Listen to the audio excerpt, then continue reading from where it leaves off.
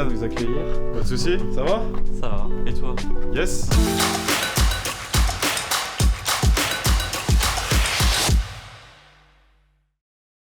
Bonjour Lucado. Pour nos jeunes supporters, pourrais-tu te présenter?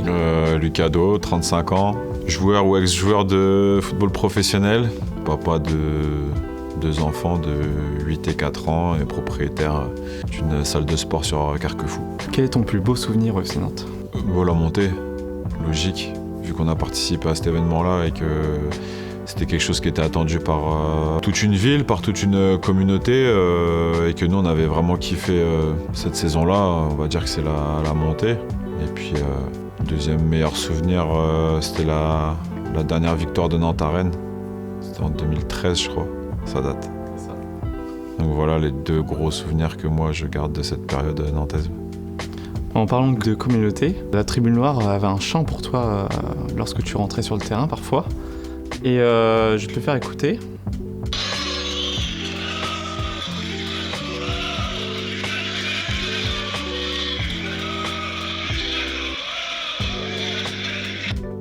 Qu'est-ce que ça te faisait d'entendre la Tribune Noire chanter? Franchement, ça me procure limite plus d'émotions maintenant parce que je me dis que les gens ont dû vivre des émotions grâce à nous, grâce des fois par rapport à moi, ce que je pouvais faire sur le terrain. Donc c'est touchant. En fait, dans le foot, t'as pas trop le temps de savourer parce que t'as beaucoup d'échéances qui arrivent rapidement. Tu dois être tout le temps concentré pour être performant. Donc j'ai su profiter de ces moments-là, mais pas assez. Si j'ai un regret un peu dans ma carrière, c'est de pas avoir eu le temps de profiter plus des bons moments. C'est le métier qui veut ça, c'est comme ça. Dans ta carrière, tu as tout de même joué 410 matchs au niveau professionnel, dont 134 au FC Nantes, et tu as marqué 20 buts, dont 2 avec le FC Nantes. Est-ce qu'il y a un but qui t'a plus marqué que les autres? Tu veux m'emmener sur le... Il est malin celui-là. Oui, j'en ai marqué que 2. Il y en a un, c'était en Coupe de France contre, je sais plus qui, c'était un petit club des îles, je me rappelle plus le nom. Et l'autre c'était contre Rennes, donc oui, forcément je m'en rappelle. Et j'ai parlé quand on a... L'année de la remontée, quand on a gagné là-bas, 3-1. Et ouais, un but un peu spécial d'ailleurs.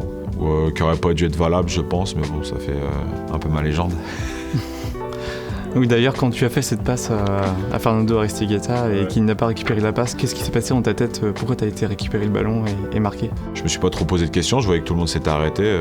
Moi tant que ça n'a pas sifflé, je continue l'action et puis j'ai bien fait. Tu es passé dans 6 clubs, quel est le meilleur joueur avec qui tu as joué? Sortir un comme ça, je sais pas. Il y en a beaucoup qui étaient bons, il y en a pas mal. Après, moi, le joueur qui m'a le plus marqué, c'est quand je suis arrivé à Reims. En pro, c'était Julien Ferret, qui après a joué à Rennes. Pour moi, c'était quand je suis arrivé à Reims en pro, quand j'étais vraiment jeune, j'avais 17 ans, c'était vraiment un exemple parce que c'était un joueur élégant, qui avait beaucoup de qualités techniques, de finition, de vision du jeu et une bonne mentalité. Donc, c'est quelqu'un que j'apprécie beaucoup quand j'étais jeune. Ouais. Toujours maintenant, mais vraiment, c'était un exemple pour moi. Et on peut faire la question à l'inverse. Qui est le meilleur joueur contre qui tu as joué? Les fois où j'ai le plus souffert, c'était contre Neymar. J'étais admiratif du trio Mota, Verratti, Matuidi. Parce que c'était vraiment difficile de jouer. Surtout Mota, Verratti, c'était relou. C'était beau parce qu'on joue contre des joueurs de classe mondiale, mais c'était relou parce qu'on savait qu'on allait souffrir. Et tu m'expliquais il y a quelque temps que lorsque tu étais à Nîmes, le FC Nantes t'avait proposé un contrat de 2 ans et demi. Mais ça ne s'est pas fait. Pourquoi? Il faut demander au président de Nîmes. Moi, je m'étais mis d'accord avec Franck Kita, le coach de l'époque, Monsieur Domenech, qui était d'accord pour ma venue. Tout le monde était d'accord, sauf Nîmes. Ils m'ont empêché d'y aller, et puis 6 mois après, ils m'ont pas gardé, donc c'était pas terrible. C'est comme ça, c'est la vie. J'aurais aimé revenir à Nantes parce que c'est mon club de cœur, c'est là où j'ai vraiment explosé aux yeux du grand public et là où je me suis révélé. Et c'est certainement l'endroit où, au niveau des émotions, j'ai pris le plus de plaisir. Donc ça m'aurait donné l'occasion de revenir dans un endroit qui m'était cher.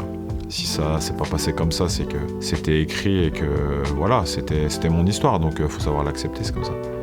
En décembre 2023, dans 90 Football, tu avais déclaré « Il y a quelque chose qui me plairait dans la vie, ce serait de revenir au FC Nantes ». C'est toujours le cas, j'imagine. Bon, après, c'est un peu sorti de son contexte. parce que sur la question qu'il m'avait posée, c'était, vu que j'ai pas de club, pour quel club t'aimerais jouer si jamais on te proposait quelque chose? Et j'avais dit Nantes, parce que c'est logique. Mais après, à un moment donné, il faut être réaliste, je suis pas non plus bête. J'ai un âge où je suis à la fin. Ça va faire 1 an que j'ai pas joué, j'ai pas de compétition, donc je suis conscient de ce qui se passe et j'ai pas de problème avec ça. Mais c'est sorti de son contexte, hein. J'entends rien du tout par cette phrase-là. Peut-être que plus tard, si j'en ai l'envie ou si j'en ai l'opportunité, pourquoi pas transmettre moi ce que j'ai appris en étant auprès des gamins, ça pourrait me plaire, mais c'est vraiment pas d'actualité. Aujourd'hui, à 35 ans, est-ce qu'on peut dire que tu es officiellement à la retraite? Officiellement, non, mais ça pue. Non, de toute manière, je me fais pas d'illusions. Je sais que c'était une belle période de ma vie. J'ai vraiment kiffé de trouver des projets qui nous passionnent autant que ce qui a pu nous passionner durant toutes les années où j'ai fait du foot. Et là, avec le projet qu'on a avec Rémi et Vincent, c'est quelque chose qui me plaît beaucoup. Donc, j'arrive à ne pas avoir ce manque, on va dire, psychologique par rapport à un bien-être mental. J'éprouve pas trop de manque, donc ça va. À ce niveau-là, ça va. Et on va parler du FC Nantes à l'heure actuelle. Quel est ton avis sur la situation du club? J'ai pas trop d'avis, j'espère qu'ils vont...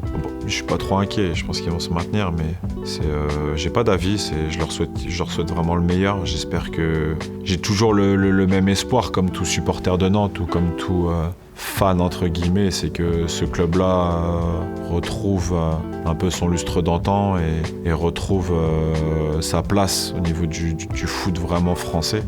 Est-ce que c'est possible? Oui, mais je pense qu'il faudra du temps. Et puis c'est dommage pour ce club-là de toujours végéter dans les eaux troubles, quoi. C'est toujours des saisons, on ne sait pas sur quel pied danser. Il y a des périodes où on s'enflamme et puis finalement on se dit que on s'enflammait pour rien parce qu'il n'y a pas de continuité. Donc à quoi c'est dû, je sais pas, mais c'est vrai qu'il y a un travail à faire pour que le club retrouve une place plus acceptable, parce que pour moi Nantes ça doit faire partie du top 10 français minimum. À part Lucado, qu'est-ce qui manquerait au FC Nantes pour jouer le top 10 chaque année justement? C'est facile pour moi de parler parce que je suis à l'extérieur, mais déjà je pense que le club devrait beaucoup plus se reposer sur son vivier, sur le centre de formation, parce que si je me trompe pas, sur les dernières années, ils ont fait, au niveau des 19 ans, ils ont fait des belles performances. Donc ça veut dire que le centre de formation est de qualité, ça veut dire qu'il y a des joueurs de qualité qui sortent. Donc pour moi, il faudrait sortir encore plus de joueurs du cru pour justement mettre en avant la formation, pour permettre déjà d'une part de rembourser les frais de formation et d'autre part de tirer une plus-value à terme sur ces joueurs-là en les revendant quand ils sont prêts et mûrs pour partir, et faire un recrutement qui est peut-être un peu plus ciblé, un peu plus intelligent entre guillemets. Voilà, je suis à ma place, c'est facile pour moi de commenter, je suis pas à la place de ceux qui décident là-bas, donc j'ai conscience que ça doit être un boulot quand même assez complexe, assez difficile, surtout qu'il y a de plus en plus de concurrence au niveau il y a de plus en plus d'homogénéité au niveau du recrutement dans les différentes structures en France. Et puis ça serait aussi avoir plus de connexion, que ça soit entre l'équipe, le staff, la direction, les supporters, la ville. C'est essayer de recréer ou de créer ce qu'on avait commencé à mettre en place nous à notre époque, où je pense que pour les supporters c'était une belle époque parce qu'on n'avait pas des résultats de ouf, mais on avait un état d'esprit et une entente entre direction, club et supporters qui était sans problème, quoi. Et malgré la saison difficile, selon toi, quelles sont quand même les bonnes surprises dans l'effectif nantais cette saison? Les bonnes surprises, c'est compliqué de sortir des surprises quand la saison elle est aussi longue et aussi compliquée. Si le fait de faire confiance à un jeune comme Nathan Zézé, moi ça me fait plaisir parce que c'est des joueurs qui sont issus d'ici et ça fait parler du club en bien. Après, des belles surprises, franchement, comme ça, le maintien serait une belle surprise, parce qu'à un moment donné, c'était pas gagné. Donc on va dire ça, mais j'ai l'impression c'est un peu bis repetita chaque saison, ou quand même pas mal de saisons. Sur les 10 dernières années, on va dire que c'est quand même assez récurrent. Il faudrait que ça soit plus une surprise, mais que ça soit une continuité. Mais des belles surprises comme ça, en sortir. Des joueurs que j'aime bien, Augusto au milieu, c'est quelqu'un que j'aime bien. Je trouve que c'est vraiment un bon joueur. Et tu nous accueilles aujourd'hui dans cette belle salle de sport à Carquefou que tu possèdes. D'où est venue l'idée de participer à la création de cette salle de sport? Ça part du FC Nantes de base. Quand j'ai rencontré Rémi, Ryu, Vincent Bessa, c'est des mecs avec qui j'ai été très rapidement proche. Au début c'était juste des collègues, après c'est devenu des potes, puis c'est devenu des amis, et puis maintenant ils font partie intégrante de ma famille. Et On s'était toujours dit un jour que s'il y avait un projet qui sortirait de terre, on étudierait la possibilité de lancer un truc ensemble. Le projet s'est présenté. En plus, ça touche le sport. C'est à Nantes, enfin, c'est dans la région nantaise, mais on considère que c'est à Nantes. Et donc, du coup, tout était écrit pour qu'on se lance là-dedans. Franchement, c'est hyper stylé. On a un produit qui est très rare déjà en France, mais sur la région nantaise, ça n'existe pas. Donc, on a une longueur d'avance déjà sur tout ce qui peut se faire en termes de salle de sport. Et nous, on est vraiment sur ce qu'on a vécu, nous, en termes d'émotion. Donc, pour nous, le sport, ça se partage. C'est pas aller sur des machines et être tout seul, ne pas être accompagné. Donc, on est vraiment dans l'accompagnement à travers la qualité de nos coachs et puis surtout la qualité de nos cours. La structure est neuve, donc tout est de qualité ici. Après, il n'y a plus qu'à ce qu'on parle de nous encore plus et puis faire notre petit bonhomme de chemin pour que demain, on soit une référence sur la région en termes de sport en salle. Et justement, quelles prestations vous proposez pour vous démarquer ? À l'accompagnement, parce que beaucoup de personnes aujourd'hui, mon analyse, c'est que pour beaucoup de personnes, le sport, c'est une contrainte. Parce qu'aujourd'hui, il faut être bon partout. Et à force de vouloir être bon partout, on s'oublie un peu soi. Et on ne se dégage pas assez de temps, de prendre du temps pour faire du sport, pour le bien-être. Le but, c'est d'être en bonne santé. Donc le fait d'être accompagné, d'être soutenu, d'être motivé, déjà en soi c'est une petite victoire parce que peu de salles vont le faire ou vont bien le faire. Donc l'accompagnement il est important.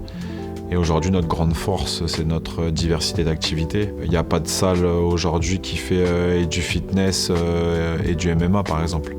Il n'y a pas de salle qui fait du cross-training et de l'aqua comme nous on peut faire. Et demain, on a plein de projets de développement, donc on a plein de possibilités. On a différents espaces, mais on aimerait bien les faire évoluer, amener à avoir une offre encore plus complète et puis être en avance sur d'éventuelles structures qui auraient l'idée demain de faire comme nous. En fait, on a des possibilités quasiment illimitées en sport en salle. Donc c'est ça l'avantage par rapport aux autres structures. Eh bien, c'est la fin de cette interview. Merci à toi, Lucas, de nous avoir accueillis dans cette salle et d'avoir répondu à nos questions.